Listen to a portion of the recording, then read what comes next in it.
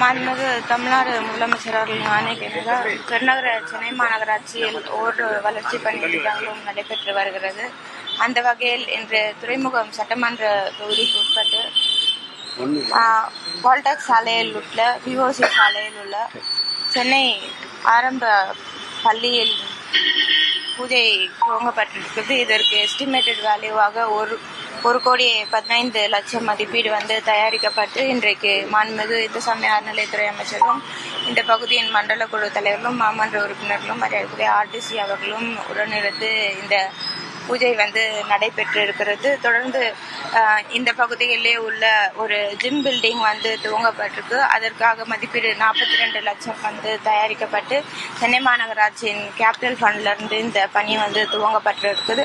அதன் தொடர்ச்சியாக அம்மன் கோயில் தெருவில் உள்ள ஆரம்ப சுகாதார நிலைய கட்டிட பணிகள் துவங்கப்பட்டிருக்கிறது. இதற்காக 1.20 லட்சம் மதிப்பீடு தயாரிக்கப்பட்டு இந்த பணிகளும் துவங்கப்பட்டு இதற்கான மதிப்பீடு 18 மாதங்களுக்குள் இந்த கட்டிட பணிகளை முடிக்குமாறு தொடர்ந்து மாநகராட்சி அதிகாரிகளும் அறிவுறுத்தியிருக்கிறோம். அதைத் தொடர்ந்து சண்முக சாலையில் உள்ள வார்டு 55 வரக்கூடிய நாட்களில் ஜிம் கட்டிட பணிகள் துவங்கப்பட இருக்கிறது. அதற்காக மதிப்பீடு 45 லட்சம் தயாரிக்கப்பட்டு பணி இன்று இது 4க்குமே பூஜை போட்டு துவங்கப்பட்டிருக்கிறது. விரைவில் இந்த பணிகள் முடிவற்று இந்த பணிகள் பொதுமக்களின் பயன்பாட்டிற்காக துவங்க வைக்கப்படும். சென்னையில் 65,000 ஸ்டூடெண்ட்ஸுக்கு மார்னிங் ஃபுட்டு அம்மாவோட அறிவிக்கப்பட்டது தனியாருக்கு திட்டம் இருக்கிறாங்க. எதிர்கட்சிகள் கண்டனம் தெரிவிக்கிறாங்க. சென்னை மாநகராட்சி பொறுத்த வரைக்கும் மார்னிங் காலை உணவு திட்டம் மாண்புமிகு முதலமைச்சர் முத்தான திட்டமாக இருக்கிறது. தொடர்ந்து இதுவரை சென்னை மாநகராட்சி கைவசத்தில் இருந்து அம்மா உணவுடன் தொடர்ந்து இந்த காலை உணவு திட்டம் வழங்கப்பட்டிருந்தது. 5 பள்ளிகளுக்கு ஒரு கிச்சன் என்று அமைக்கப்பட்டு காலையில் 8 மணிக்கே அந்தந்த பள்ளிகளுக்கு உணவு வழங்குமாறு தெரிவித்து தொடர்ந்து நல்ல முறையில் நடைபெற்று இருக்கிறது. இன்றைக்கு அது டெண்டருக்குரியதாக இருக்கிறது. அது இன்னும் பரிசீலனை இருக்கிறது. விரைவில் அதற்கான தீர்வும் முடிவும் வழங்கப்படும். அதான் அதற்கான ஆலோசனை போயிட்டு இருக்கு. விரைவில் அதான் அது குறித்து ஆலோசனை செய்திருக்கோம். மாநகராட்சி இது தொடர்ந்து நடத்துமாறு கேட்டுக்கொண்டிருக்கிறோம். அது இன்னும் முடிவு எடுக்கப்படல. முடிவு எடுத்த பின்னர் அறிவிக்கப்படும். அம்மா உணவகத்துல சாப்பாடு கேஸ் உரிய நிதியில கொடுக்கல அப்படின்னு டாக் போச்சு. இல்ல, அம்மா உணவகங்களை பொறுத்தவரை இது எதிர்கட்சியினால துவங்கப்பட்ட திட்டமாக இருந்தாலும் மாண்புமிகு முதலமைச்சர் அவர்கள் இன்றைய வரைக்குமே அம்மா உணவகத்தில் தனி கவனம் செலுத்தி வருகிறார்கள். எந்த ஒரு பகுதியிலும் அம்மா உணவகங்கள் எந்த வகையில செயல்பாட்டில் இருந்ததோ அதே வகையில இருக்குமாறு அறிவுறுத்திருக்கிறார்கள். தொடர்ந்து ஒவ்வொரு நிதியாண்டிலும் அம்மா உணவகத்திலிருந்து தனியாக நிதி ஒதுக்கப்படுகிறது. அவர்களுக்கு தேவையான சமையல் பொருட்கள் வழங்கப்படுகிறது. அதே போல பாத்திரங்கள் வழங்கப்படுகிறது. இந்த மாதிரி இருக்கக்கூடிய சூழல்ல இந்த மாதிரி விமர்சனங்கள் தேவையில்லாத விமர்சனங்கள்.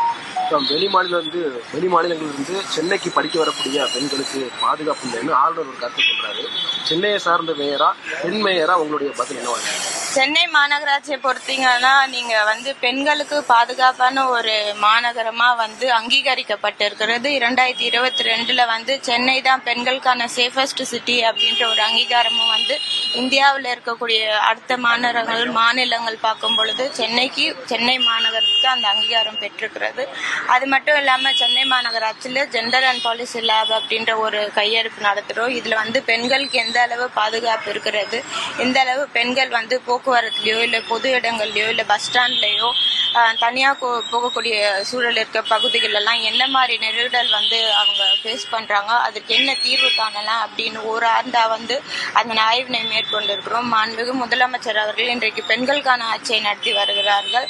ஆளுநர் அவர்கள் அந்த மாளிகையிலேயே இருந்து இந்த மாதிரி விமர்சனங்களையும் கோரிக்கையிலையும் இந்த மாதிரி தேவையில்லாத சர்ச்சைகளையும் கூறுறதை விட்டுட்டு பெண்களுக்கு எந்த அளவுக்கு முக்கியத்துவம் இருக்கு, பெண்களுக்கான ஆட்சி எந்த அளவு இருக்கு, பெண்களுக்கான திட்டங்கள் எவ்வளவு நம்ம மாண்புமிகு முதலமைச்சர் அவர்கள் கொடுத்து வருகிறார்கள், பெண்கள் இதனால எவ்வளவு பேர் பயனடைகிறார்கள் என்று நேரில் பார்க்குமாறு ஆளுநரை கேட்டுக்கிறேன்.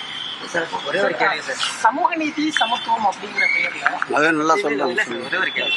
நேற்று அண்ணாமலை என்ன சொல்லியிருக்காங்கன்னா, பிரதமர் மோடி சென்னைக்கு வரும்போது ரோட் ஷோ நடத்தும் போது திமுக அரசு அதுவும் பர்மிஷன் கொடுக்க மாட்டேங்கிறாங்க. ஆனா மதுரைக்கு செல்லும் போது முதலமைச்சர் செல்லும் போது ரோட் பர்மிஷன் எல்லாம் போறாங்க, காசு கொடுத்துட்டு அங்க போய் மக்கள் எல்லாம் சந்திக்கிறாங்க வாழ்த்து சொல்லியிருக்காங்க. திமுக ஒருபோதும் ஆட்சிக்கு வராது அப்படின்னு சொல்லியிருக்காங்க அண்ணாமலை.